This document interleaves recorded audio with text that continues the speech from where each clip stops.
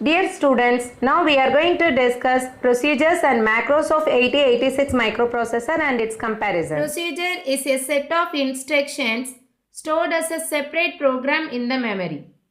It is mainly used to perform a specific task which can be called from the main program whenever it is required.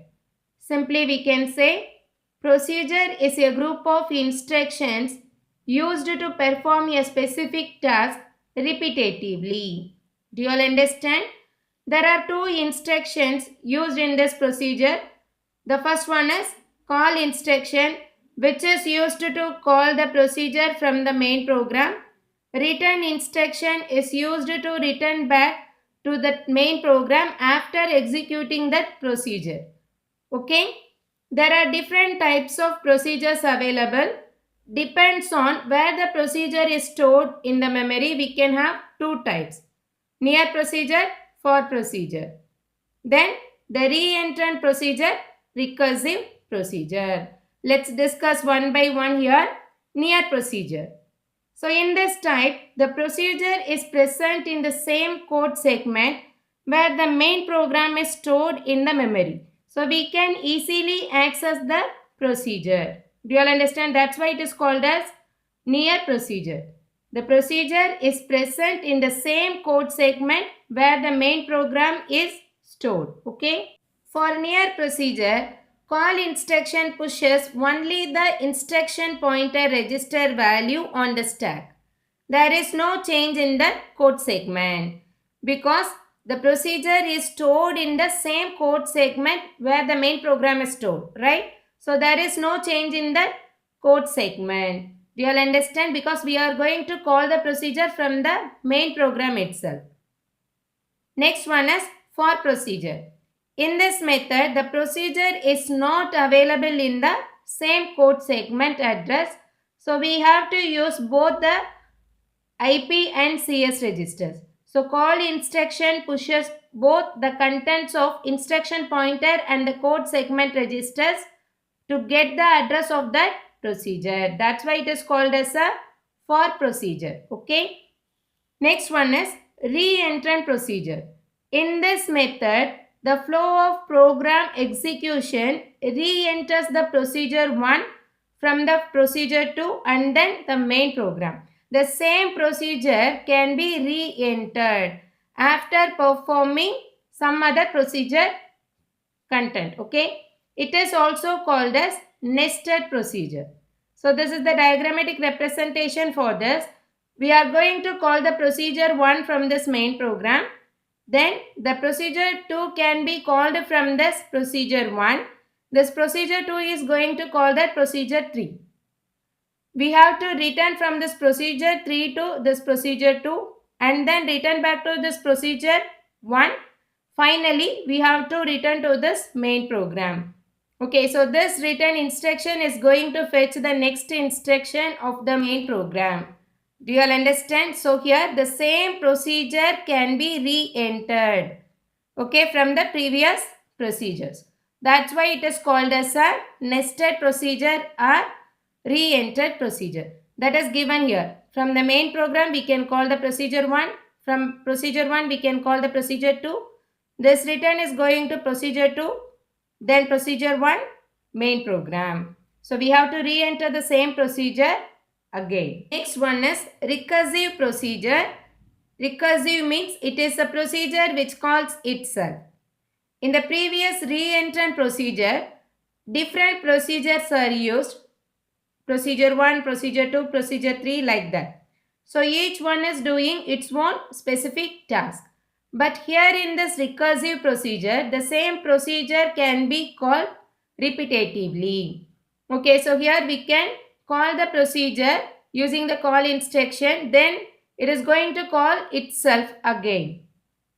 So how many times we are going to recurse means it is based on that n value. So it defines the number of times the procedure to be executed based on that application. So this recursive procedure is mainly used to simplify the complex data structures in tree concept. Is that okay? So next one is parameters in procedure. If we want to perform some specific task using this procedure requires some data or address variables from the main program for its processing, correct? So we have to give some data or address variables to this procedure. Okay, so the data or address variables can be passed to this procedure using any one of the following methods. We can pass the parameters using registers or using memory, using pointers or using stack. So any one of the methods can be used to pass the parameters to this procedure. Advantages of procedure. As we know that procedure is a group of instructions used to perform a specific task. Correct? It can be called repetitively whenever it is required.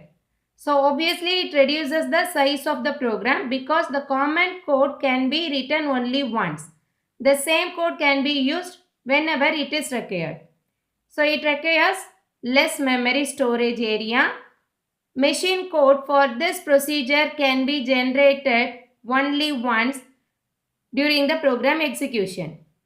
Okay, the same machine code can be used whenever it is being called by the main program. It is used for more than 10 instructions. Okay, there is no constraint in the number of instructions used in this procedure. Disadvantages. It requires more overhead time to call the procedure and return to the main program because we are going to use two instructions, call and return. So each time we have to use these two instructions from the main program to call that procedure. So it makes some overhead time period. It executes slower than a macro program. Okay. Next one is macro in 8086 microprocessor. Macro is a sequence of instructions that is written within the macro assembler directives. So it is a set of instructions used to perform a specific task. It is mainly used for modular programming concept. Machine code for this macro can be generated each time the macro is called from the program. Here the parameters are passed as a part of the statement which calls the macro program from the main program. Okay. The format for the creation of this macro program is given here, that is init macro that defines the macro, and we can write the body of the macro. So we can use instructions which is less than 10. Okay. So next, end the macro program. So end M represents end of the macro program. The major advantages of this macros in 8086 are call and return instructions are not used in macros. There is no overhead time because we are not using call and return instruction. The macro program is directly called from that main program. Okay. It executes faster than the procedure. It supports modular programming concept. Okay.